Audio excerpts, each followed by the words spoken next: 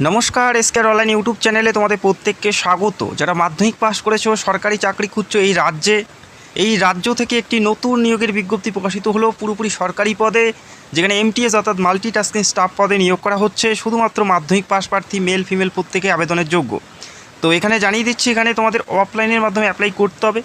কোন ফর্মটি fill up করবে, কী করে ফিল আপ করবে, প্রত্যেকটা বিষয় জানাবো এবং তোমাদের ফর্ম 19/4/2026 তারিখের মধ্যেই কিন্তু জমা করতে হবে। তো ভিডিওটি সম্পূর্ণ দেখো, প্রত্যেকটা বিষয় তোমাদের জানাবো। পুরোপুরি স্থায়ী পদে সরকারি চাকরিতে এবং ভালো মানের বেতনে এই রাজ্যে পোস্টিং হচ্ছে। এই রাজ্যে যে কোনো প্রান্ত থেকে মেল ফিমেল প্রত্যেক আবেদনের যোগ্য।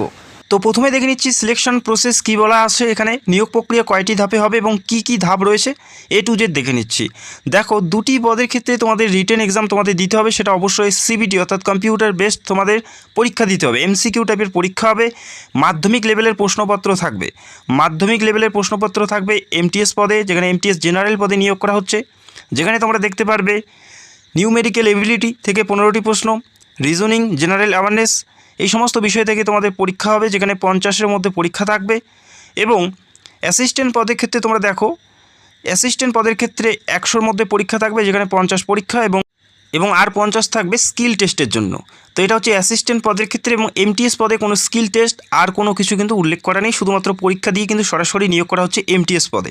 তো আশা করি বুঝতে পারলে কোন কোন পোস্টে নিয়োগ করা হচ্ছে, শিক্ষাগত যোগ্যতা কী বলা আছে এবং কোন পোস্টে অভিজ্ঞতার কথা উল্লেখ করা আছে, কী কাজ করতে হবে, বয়স এবং বেতন কত আছে, সেটা এই মুহূর্তে আমরা দেখে নিচ্ছি।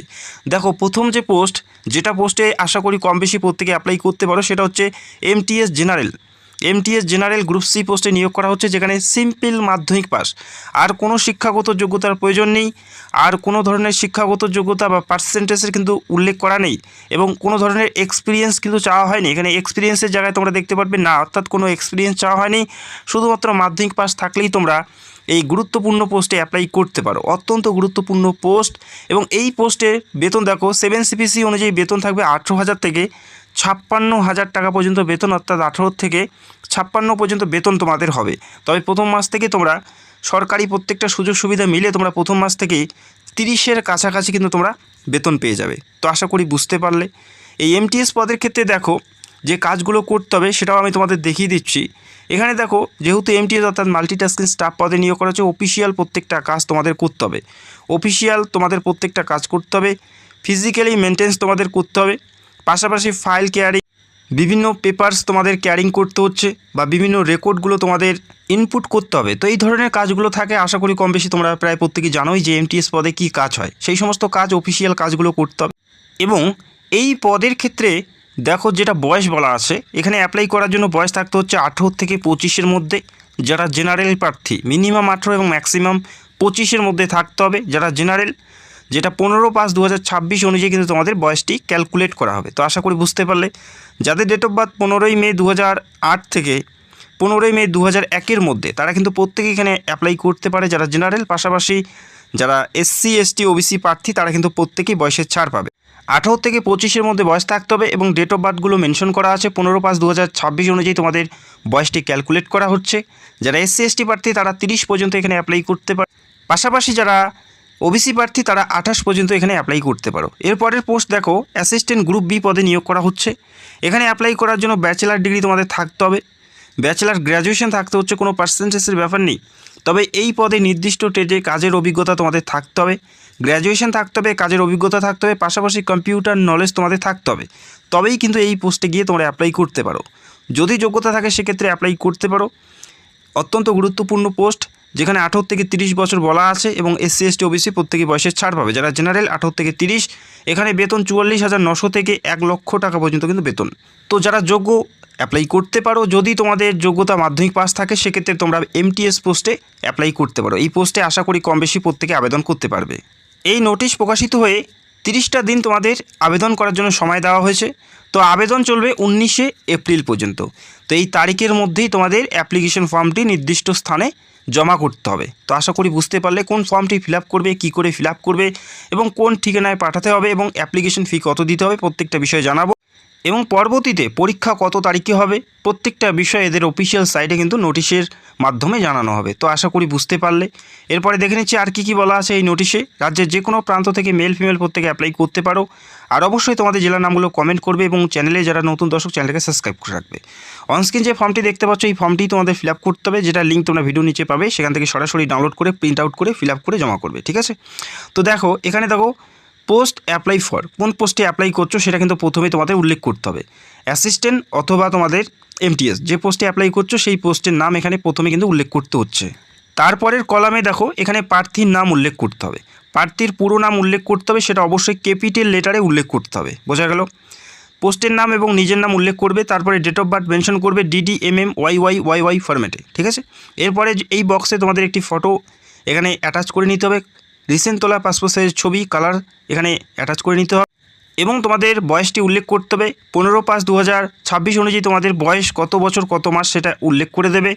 এরপরে প্রার্থীর জেন্ডার মেল হলে মেল, ফিমেল হলে ফিমেল কিন্তু এখানে উল্লেখ করতে হচ্ছে 2 নম্বরের ঘরে। এরপরে ন্যাশনালিটি 3 নম্বরের ঘরে, এখানে অবশ্যই ইন্ডিয়ান মেনশন করে দেবে, ইন্ডিয়ান। এরপরে 4 নম্বরের ঘরে যদি কোনো কাস্ট থেকে বিলং করো সেই কাস্ট উল্লেখ করে দেবে, ইউআর হলে ইউআর উল্লেখ করে দেবে। আর যদি SC/ST উল্লেখ করো সেক্ষেত্রে সার্টিফিকেট কিন্তু তোমাদের দিতে হবে।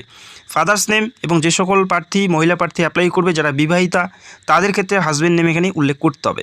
অকুপেশন এবং অ্যাড্রেস তোমাদের বর্তমান পেশাটা উল্লেখ করবে এবং তোমাদের ঠিকানাটা উল্লেখ করে দেবে। এরপরে বৈবাহিক স্থিতি যদি মেরিড হও মেরিড, যদি আনমেরিড হও সেক্ষেত্রে আনমেরিড উল্লেখ করে দেবে।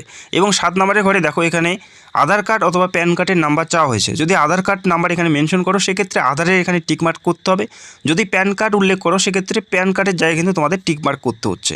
এরপরে দেখো 8 নম্বরের ঘরে উল্লেখ করা আছে যে বেসিক স্যালারিটা তোমাদের দেওয়া হচ্ছে সেই বেতনে যদি তোমরা ইচ্ছুক না হয়ে থাকো সেক্ষেত্রে তোমরা কত বেতন তোমরা আশা করো সেটা কিন্তু তোমরা এখানে মেনশন করে দিতে পারো তোমাদের শিক্ষাগত যোগ্যতা অনুযায়ী। আশা করি তোমরা বুঝতে পারলে। এই ফর্মটি অবশ্যই সঠিকভাবে তোমাদের ফিল আপ করতে হবে এবং নির্দিষ্ট স্থানে নির্দিষ্ট সময়ের আগে তোমাদের পৌঁছাতে হবে। এখানে মিস্টেক হলে আবেদন প্রক্রিয়া পুরোপুরি বাতিল হবে, তো দেখে শুনে ফিল আপ করবে। এবং এই ফর্মের লিঙ্ক তোমরা ভিডিও নিচে পেয়ে যাবে, সেখান থেকে সরাসরি ডাউনলোড করে প্রিন্ট আউট করে তারপরে ফিল আপ করবে। এরপরে দেখো স্থায়ী ঠিকানা পিনকোড সহ তোমাদের উল্লেখ করতে হবে এই বক্সে এবং তোমাদের যোগাযোগের ঠিকানা কী আছে সেটা উল্লেখ করতে হবে, যদি সেম থাকে সেম উল্লেখ করে দেবে। ঠিক আছে, সেম ঠিকানা তোমাদের উল্লেখ করতে হবে, যদি যোগাযোগের ঠিকানা আলাদা থাকে সেক্ষেত্রে আলাদা মেনশন করতে হবে। ঠিক আছে, এরপরে তোমাদের অ্যাক্টিভ ফোন নাম্বার যে ফোন নাম্বারটি বর্তমানে তোমাদের মোবাইলে রয়েছে সেই ফোন নাম্বারটা উল্লেখ করবে এবং ইমেল আইডিটি অবশ্যই উল্লেখ করে দেবে। তো আশা করি বুঝতে পারলে। এই ফর্মটি ফিল আপ করবে। এরপরে দেখো 11 নম্বরের ঘরে তোমাদের যে শিক্ষাগত যোগ্যতাগুলো সেটা কিন্তু মেনশন করতে হবে।